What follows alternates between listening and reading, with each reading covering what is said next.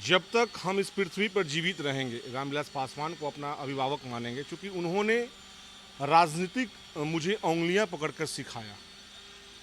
और कमियां क्या रह गई ये तय वर्तमान के जो अध्यक्ष हैं आदरणीय चिराग पासवान जी, उनको सोचना होगा या सोचना चाहिए। आगामी चुनाव है 2024 और 2025 में।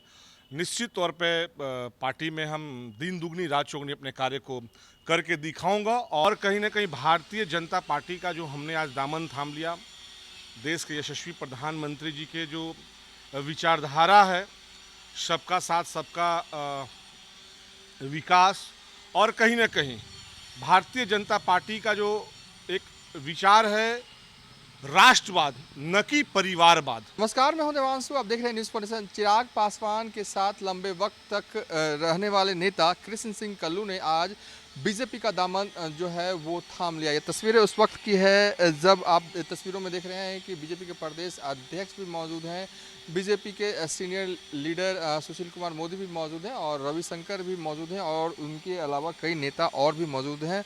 और इन सबों नेताओं ने मिलकर कृष्ण सिंह कल्लू को बीजेपी की सदस्यता जो है वो आज दिलवाई है।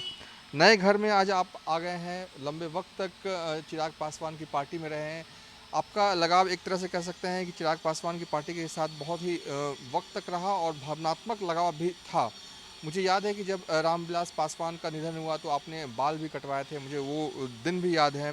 बीजेपी का में आप आ गए, कोई खास वजह?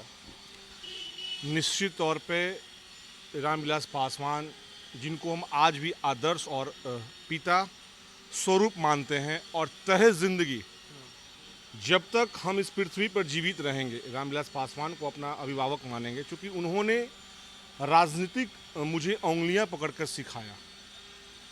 और कमियां क्या रह गई ये तय वर्तमान के जो अध्यक्ष हैं आदरणीय चिराग पासवान जी, उनको सोचना होगा या सोचना चाहिए। खैर, मैं कोई टीका टिप्पणी नहीं करूंगा। उनका जगह आज भी हमारे दिल में है। वो अभिभावक के तौर पे हम उनको देखते हैं, चिराग पासवान जी को।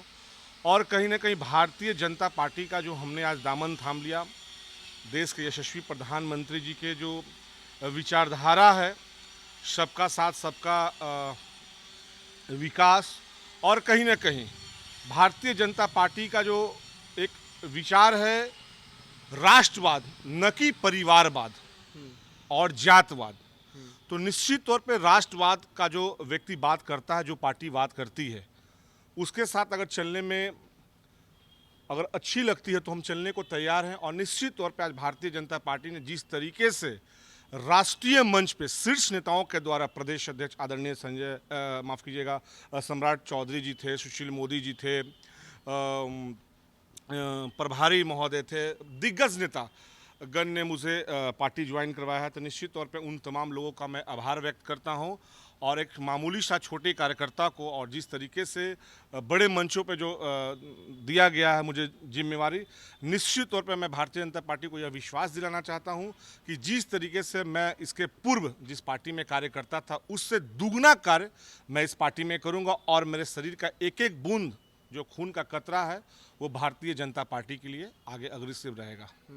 पटना में खास तौर पर आप कार्य जो है पॉलिटिकल ज़्यादा करते हैं, तो क्या कोई जिम्मेदारी आने वाले वक्त में मिलने वाली, कोई संकेत पार्टी की तरफ से दिया गया है? और किस तरीके से आप पार्टी को आगे बढ़ाइएगा? निश्चित तौर पे जिस तरीके से हमने पूर्व में जो काम किया है पार्टी में रहकर, उससे ज़्यादातर मैं कार्य करूंगा। और निश्चित तौर पे अध्यक्ष जी से हमारी जो वार्तालाप हुई है, बहुत पॉजिटिव वार्तालाप हुई है। और निश्चित तौर पे बहुत जल्द हम एक नई जिम्मेवारी में बढ़ने जा रहे हैं। और बहुत बखूबी आगामी चुनाव है 2024 और 2025 में।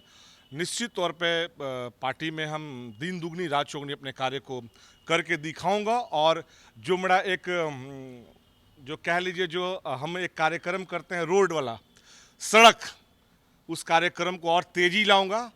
और भारतीय जनता पार्टी का जो विचार है कैसे लोग तक पहुंचाएं, इस बात को हम बहुत बखूबी ध्यान दे रहे हैं। बहुत ध्यान दे रहे हैं। और आज ही इन्होंने ज्वाइन किया है बीजेपी, और अब कहा जा रहा है कि बिहार बीजेपी की तरफ से इन्हें बड़ी जिम्मेदारी जो है वो दी जा सकती है। कह रहे हैं कि एक सवाल मेरा आखिरी है ये, चिराग पासवान की पार्टी में थे आप, लंबे वक्त तक थे, चिराग पासवान भी एनडीए का एक तरह से ऑफिशियल हिस्सा तो नहीं है, लेकिन कहा जा रहा है कि हिस्सा हो ही जाएंगे, क्योंकि उपचुनाव में उन्होंने प्रचार किया, बीजेपी के नेताओं के खिलाफ कभी बयानबाजी नहीं करते, रिश्ते अच्छे हैं, कभी इधर कभी किसी कार्यक्रम में मुलाकात हो जाती है तो लगता है कि हाँ भाई दोनों दो नेता जो हैं वो गठबंधन के नेता हैं।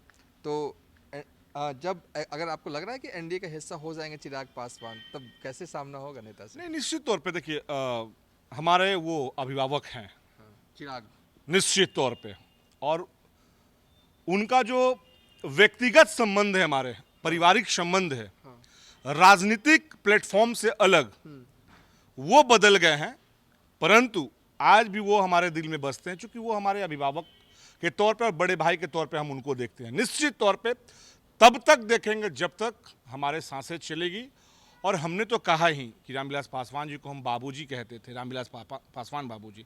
तो निश्चित तौर पे प्लेटफॉर्म हमारे अलग अलग हो सकते हैं, और अगर वो एनडीए में आते हैं तो मोस्ट वेलकम, मोस्ट चलिए, वेलकम। कृष्ण कुमार कल्लू जी थे। फिलहाल इस वीडियो को हम यहीं पर एंड कर रहे हैं।